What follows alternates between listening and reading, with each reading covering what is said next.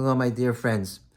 Had I not gone into the rabbinate, I probably would have become a psychologist, because psychologists have an opportunity to do a tremendous amount of chesed to help people who are struggling.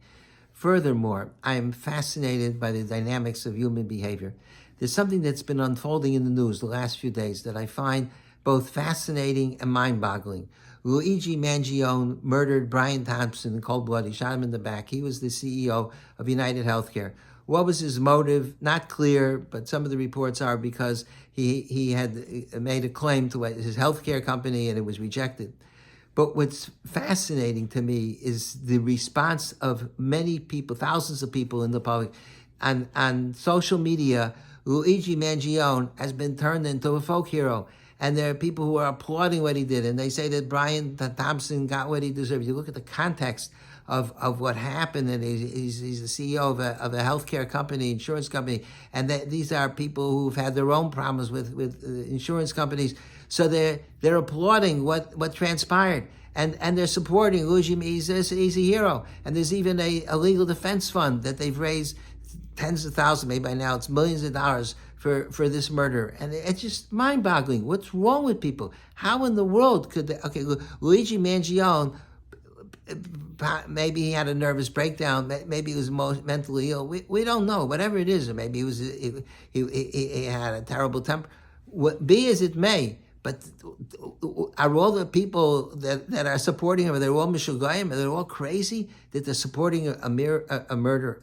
So there's a pasuk in this week's parsha that gives us an insight into the dynamics of the behavior that we're witnessing. It's equally perturbing and difficult to understand. How is it possible that Yosef's brothers wanted to murder Yosef? So there's the classical explanations, because they thought Yosef was a Sapurno, says Yosef was a Rodef. They thought Yosef wanted to destroy them. He had a dream and they're bowing down to him. So they felt their lives were in danger. So if somebody's trying to harm you, you're allowed to protect yourself. After all is said and done, it's so difficult to understand. And Yosef pleads with them not to murder him, and then they throw him into a pit, and then they sell him into slavery. It's just so difficult to understand. But there's a pasuk in the Chumash that gives us insight of what transpired.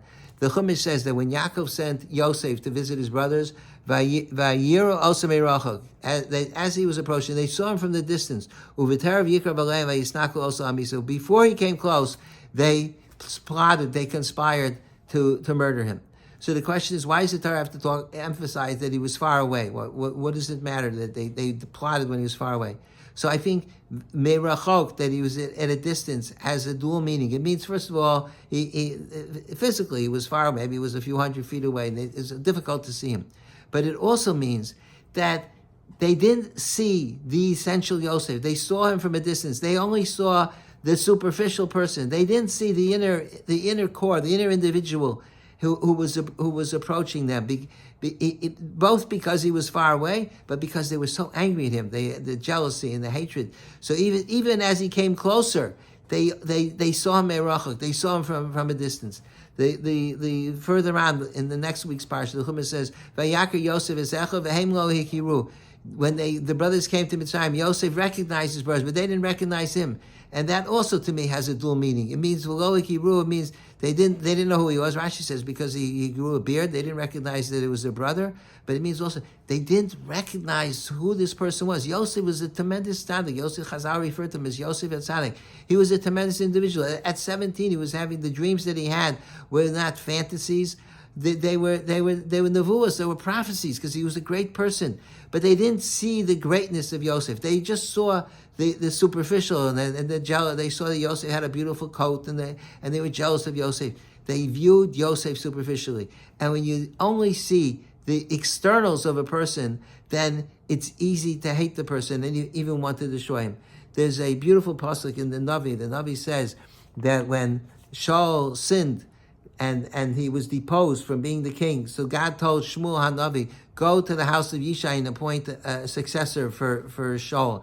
And Yishai was the father of David. So Yishai had 7 sons. So Shmuel walked into the house and he sees one son, Eliav, and he was tall and handsome. So he said, Keneged Hashem Mishicho, Ach neged Hashem Mishicha. Before Hashem, here stands the one that's going to be anointed. This is for sure. Eliav's the guy. God didn't tell him yet, but he said, wow, he's so impressive because he was tall and handsome. So God rebukes Shmuel and he says, don't look at his countenance or his appearance and his height. I rejected him. Why? Rashi says because he was about kas. He was an angry person. And God says to Shmuel, people see differently than I see. People see with their eyes. Hashem sees in the heart. Hashem looks at the inner person. Human beings are impressed by externals. You know that a person who's on trial, if he dresses well, or if he's handsome or beautiful, has a better chance of being acquitted. Because the superficial appearances make a difference.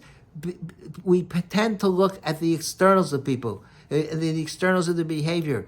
And if somebody does something that bothers us, that becomes the whole person. You don't see anything beyond that. The brothers were jealous of Yosef, say he was a monster. They couldn't see Yosef. So even though when he was approaching, even maybe physically he wasn't so far away, but they were seeing him merachuk. They saw him from a distance. They couldn't appreciate who Yosef was. Hey, Mokiru, they didn't appreciate. Couldn't recognize the inner Yosef. When I was in Pittsburgh in the Kollel, I worked for a short time together with somebody in an office. And this person, she was so super difficult. Nobody liked her. She was argumentative. She was nasty. And one time, Erev Shabbos, I came into the office. I had bought roses for Shabbos. Fegi liked roses, and I put it down on the table. And she said, "What's that for?" I said, "I bought it for my wife for Shabbos." So she looked at me with such a sad face that I felt terrible. She said to me, "There's nobody who buys roses for me." She was divorced. I didn't know before that.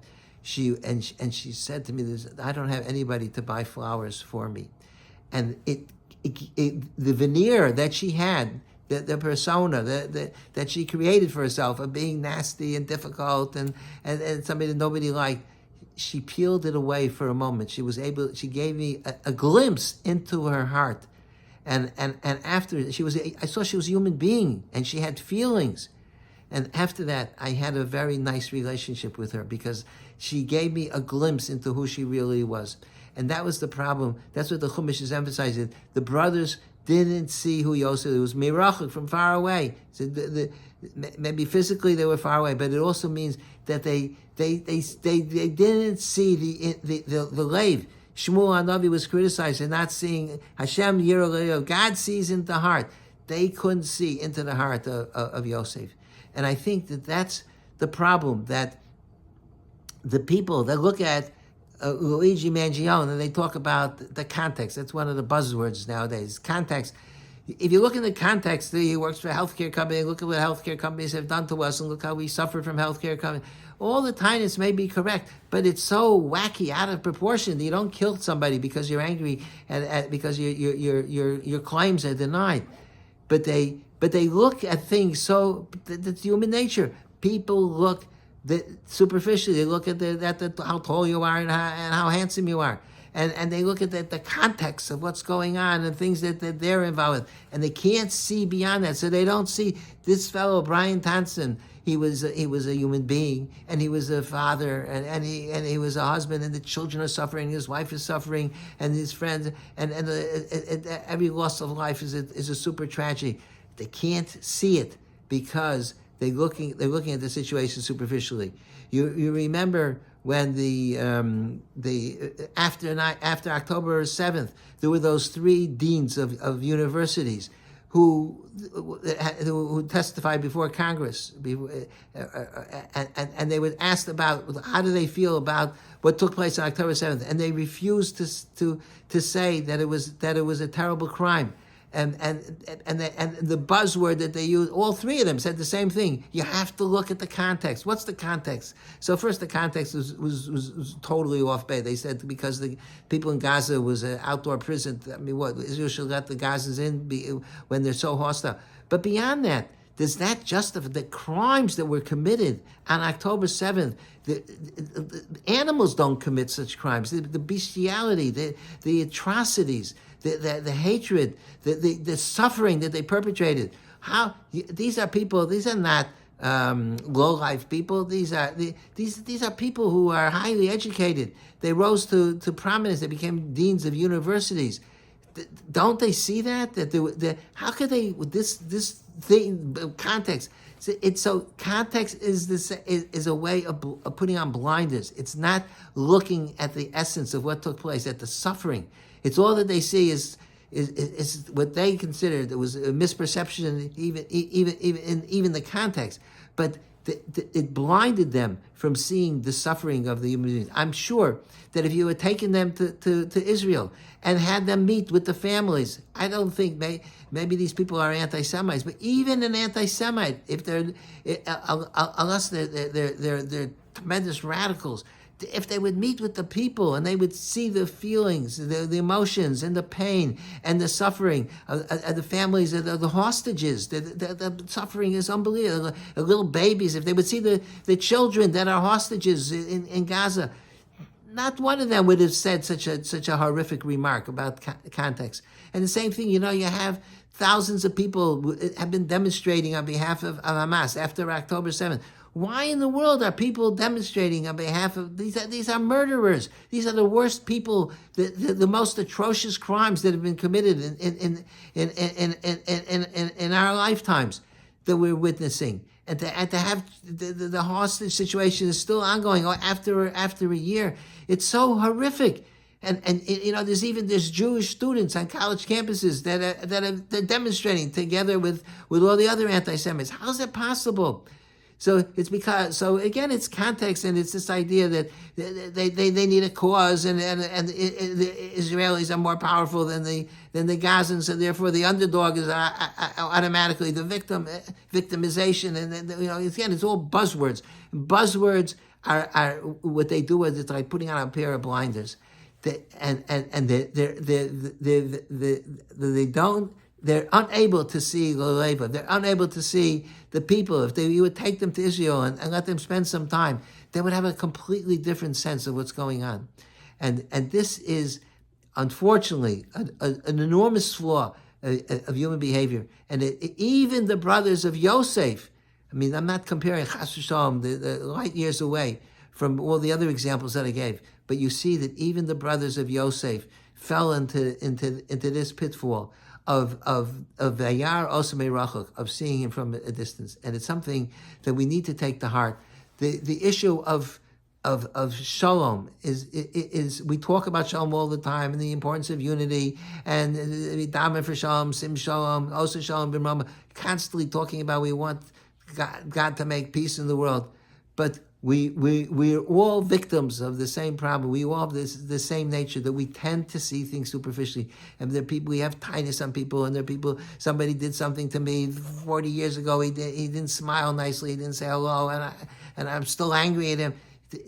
But if you would see the person, if you would see the neshama, if you would see there's an individual there, you wouldn't bear a grudge for so long, even for a short time. There's a living human being. You have to open your eyes. You have to be able to see beyond the superficials. Not to be like Shmuel saw, he is tall and he's handsome, so he's supposed to be the king. It's human nature, but we have to rise above that. And we have to, the story of Yosef and his brothers and the story of Shmuel is meant to be instructive for us to understand that we daven that Hashem should bring shalom to the world, but we need to do our part. And our part is not to look at people meirachak, not to see how tall and handsome they are, but to look, or they're not, but to look and see l'levav, just like a Kadosh Baruch Hu looks l'lev, he sees the inner person. We all have faults, we all have flaws. When God looks at us, we want God to look at the inner person, not to be blinded. God would not be blind, but not to focus on the externals. So we made mistakes. That's how human beings are. But you have to look at the inner core of the individual, and that's the real way to be able to achieve shalom and unity throughout the world. Thank you for listening, and have a wonderful Shabbos.